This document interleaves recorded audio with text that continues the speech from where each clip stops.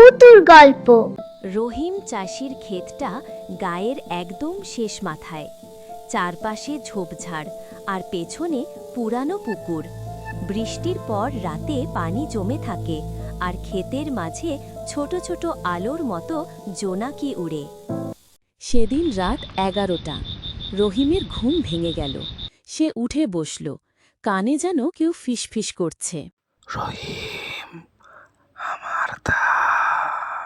প্রথমে ভাবল স্বপ্ন, কিন্তু আবার শোনা গেল এবার একটু জোরে।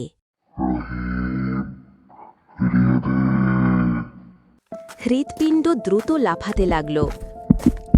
সে লণ্ঠন জ্বালিয়ে ক্ষেতের দিকে রওনা দিল।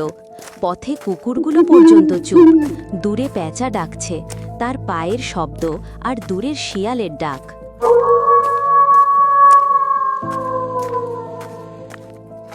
ক্ষেতের কাছে পৌঁছতেই লণ্ঠনের আলোয় দেখল ধানের চারাগুলো অদ্ভুতভাবে নড়ছে।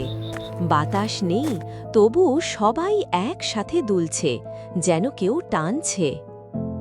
কে কে আছিস ওখানে? জানিস, এই জমি আমার। আমি মরার আগে শেষ ধান লাগিয়েছিলাম, তুই সব কেড়ে নিলি। রহিম ভয় পেয়ে পিছিয়ে যেতে গিয়ে পা আটকে পড়ল কাদায়। কে তুমি? আমি তো শুধু চাষ করি, চাষ করে নিজের সংসার চালাই।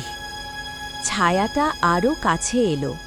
এবার তার গা থেকে পচা ধানের গন্ধ বেরোচ্ছে।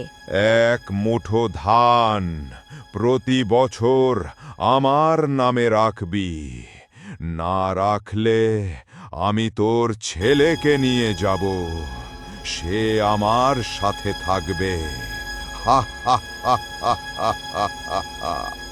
ঠিক আছে, প্রতি ফসলে এক মুঠো তোমার নামে, কিন্তু আমার ছেলেকে ছুঁয়ো না।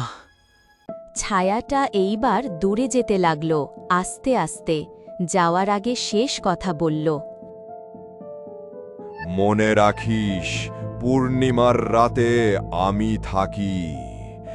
একবার ভুল করলেই আমি আসব, আর এবার শুধু ছেলে নয়, পুরো পরিবার।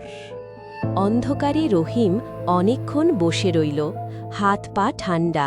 পরদিন সকালে খেতে গিয়ে দেখল ধানের চারা রাতারাতি অনেক লম্বা হয়ে গেছে, যেন কেউ সারা রাত পাহারা দিয়েছে। সেই থেকে রহিম প্রতি বছর ফসল কাটার পর এক মুঠো ধান ক্ষেতের কোণে রেখে আসে। আর পূর্ণিমার রাতে সে সব সময় ভয়ে থাকে যেন সেই ছায়া ফেরত না আসে। তবে সেই রাতের পর আর সেই ছায়ামূর্তি আসে না। হয়তো তার অতৃপ্ত আত্মা শান্তি পেয়েছে।